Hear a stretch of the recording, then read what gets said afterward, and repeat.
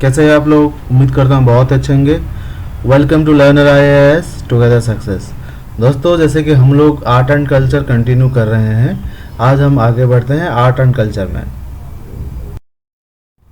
तो दोस्तों, आज हम लोग देखेंगे चैप्टर नंबर 22, जिसका मतलब है जिसमें है cultural institutions in India.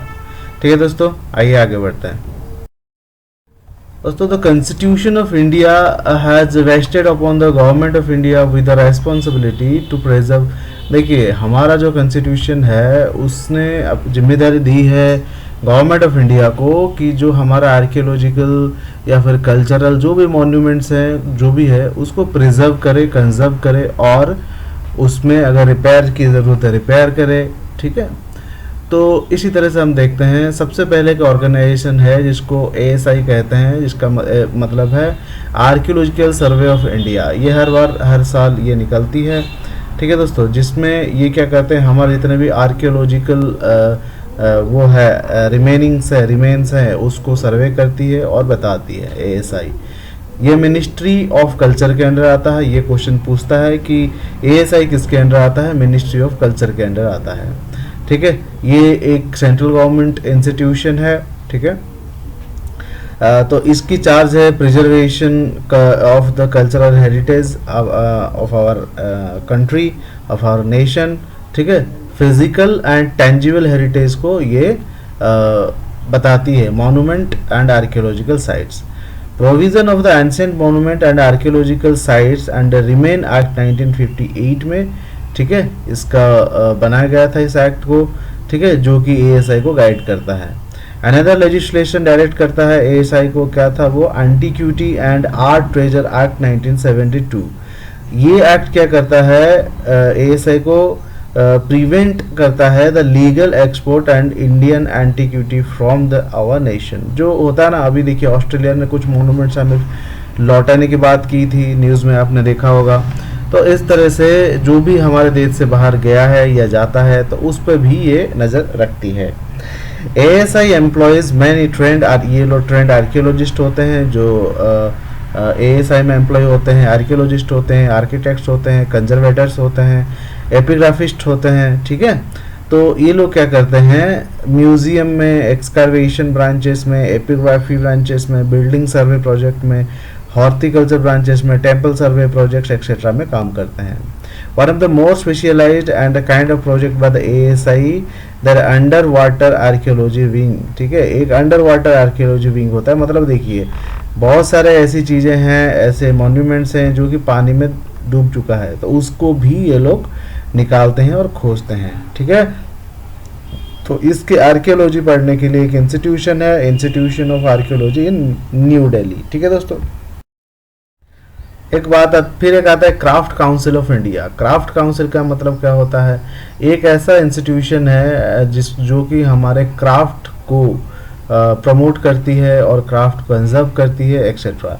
CCI is a non-profit organization that promote activity that preserve and develop handicraft industry in India. Kamala Devi Chattopadhyay, who wanted to help the craft person to get regular work and recognition for their craft, established CCI in 1976. 1976 में कमला देवी के द्वारा काम करके ये council establish किया गया था, जिससे क्या हो, ये काउंसिल जो है ये ध्यान रखेगी कि जो क्राफ्ट हैंडीक्राफ्ट इंडस्ट्री है उन लोगों को रेगुलर काम मिले, उनके डेवलपमेंट हो, उनका रेम्युनरेशन सही मिले एक्सेट्रा। ठीक है दोस्तों, तो इसकी जो हेडक्वार्टर है जो CCI का, क्राफ्ट काउंसिल ऑफ इंडिया का, वो चेन्नई में है। ठीक है दोस्तों, तो ये affiliated the achieved and a global platform being affiliated by the world craft council के द्वारा इसको सपोर्ट भी मिलता है। ठीक है दोस्तों, मेन ऑब्जेक्टिव इसका क्या है? Safeguard and interest of the craft personals and preserve craft traditions. ठीक है, तो ये कई सालों से काम करता आ रहा है। The shop Kamala after the founder of the council. ठीक है, क्राफ्ट फेयर काउंसिल एक होता है, is a main body behind organising all India craft fair. ठीक है, क्राफ्ट काउंसिल में जो है एक ऑल इंडिया क्राफ्ट फेयर होता है जहाँ पे एक जगह पे, ठीक है, क्राफ्ट सारे क्राफ्ट के जो है एग्जीबिशन लगते हैं, लोग जाकर उसे घूम के दे सकते हैं। इससे क्या होगा, जो क्राफ्ट पर्सनल्स हैं उनको प्रमोशन होता है, उनकी क्या क्या बनाते हैं क्या नहीं बनाते एक्सेट्रा। फिर आता है Indira Gandhi national centre for arts, ठीक है। तो late prime minister Rajiv Gandhi in the memory of mother Shrimati Indira Gandhi के याद में उन्होंने ये बनवाया था इन 1985। IGNCA जो Indira Gandhi national centre for arts, ठीक है। Functioning govern by the Indira Gandhi national centre of arts, ये उसके आर्ट्स ट्रस्ट, इसके द्वारा ये गवर्न की जाती है, ठीक है। तो 1987 इसको रजिस्टर किया गया था एट न्यू दिल्ली, ठीक है। तो ये किस लिए है? ऑटोनोमस इंस्टीट्यूशन है ये, ठीक है। विजुअल एंड परफॉर्मिंग आर्ट के लिए इसको दिया गया था। इसके 6 फंक्शंस है, ठीक है। It has 6 functions. क्या फंक्शन? सबसे पहले कला निधि अवार्ड होता है, एक मल्टी फॉर्म लाइब्रेरी है।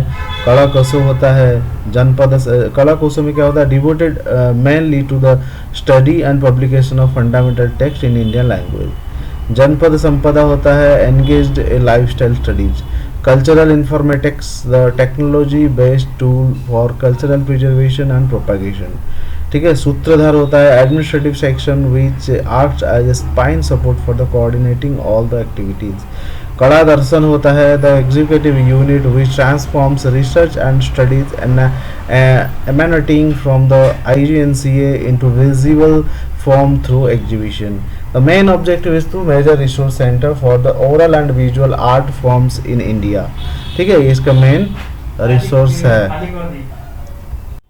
फिर आता है all India radio. All India radio में क्या होता है दोस्तों? ऑल इंडिया रेडियो एक पब्लिक सर्विस है, ठीक है, ब्रॉडकास्ट इन इंडिया, जो कि आता है ministry of information and broadcasting के अंदर, गवर्नमेंट ऑफ इंडिया के इधर।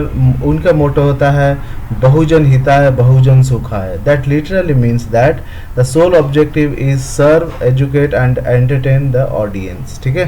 Currently Air India has 141 station, 414 station है इसके around the whole country. Nearly cover करती है 92% of the India's land mass, ठीक है। तो डेमोग्राफिकली रीच आउट ऑलमोस्ट 99% लोगों के पास ये पहुंचती है। मेन ऑब्जेक्टिव इसका क्या है? ये आता है अंडर द प्रसार भारत, ये 23 लैंग्वेज में टेलीकास्ट होता है, 126 डायलेक्ट्स में। तो इसका जो है organised by the Prasar Bharati act 1990। According to the act the main objective इसका क्या है? मेन ऑब्जेक्टिव है create programmes, promote national interaction और सारी चीज़ें हैं। Pay better attention to the dissemination of education, spread literacy, environment, health, family welfare, agriculture, rural developments etcetera. brings the issue about women or forefront as well as concentrate on the issue of children, disabled, minority, उनके issues को rise करता है। endeavor to the promote research and expand broadcasting faculties and develop new broadcast technology etc. focus on the showcasing the diversity of India culture, promote youth affair like sports, other games, ठीक है दोस्तों। फिर बात करते हैं हम Nehru memorial museum and library की। इसकी ये बनी थी 1929 से 1930 तक as the part of the Lutyens design for the imperial capital. Its building was called Teen Murti house. इसकी जो बिल्डिंग है इसको तीन मूर्ति हाउस कहा जाता है। It was the official residence of the last British commander in chief, ठीक है। ये उनकी लास्ट रेसिडेंस हुआ करता था, उसी को बनाया गया है तीन मूर्ति हाउस, ठीक है। After the British left India it became the residence of the prime minister of India. Pandit Jawaharlal Nehru का घर बना जब वो गए, ठीक है। He lived here for 16 years and after he passed away in 1964 में जब उनका निधन हो गया, the government made Teen Murti house and a museum and library in his honour, ठीक है दोस्तों। तो ये था इसके बारे में, लाइब्रेरी और म्यूजियम, ठीक है। तो आगे फिर आता है centre for cultural resource and training. ये एक इंस्टीट्यूशन है, मिनिस्ट्री ऑफ कल्चर के अंडर आता है, ठीक है। तो इसमें क्या होता है कि ये बनाया गया था लिंकिंग एजुकेशन विद कल्चर, ठीक है। इसके लिए इसका एस्टेब्लिशमेंट हुआ और ये 1979 में एस्टेब्लिश हुआ at the behest of doctor Kapil Vatsan, ठीक है, एंड श्रीमती कमला देवी चट्टोपाध्याय, ठीक है। CCI जिन्होंने ये किया था, ठीक है, craft council of India Kamala Devi ने किया था, इसको याद रखिएगा। ऑल्दो ये एक ऑटोनोमस बॉडी है। CCRT has been mandated by the government to strengthen the foundation of the nation by making education culture based and meaningful. ठीक है, ये इसका काम है ये देखना कि एजुकेशन जो है वो कल्चरल बेस्ड होना चाहिए और एक मीनिंगफुल होना चाहिए, बच्चों के लिए अननेसेसरी नहीं होना चाहिए। इसके हेडक्वार्टर कहाँ है? दिल्ली में है।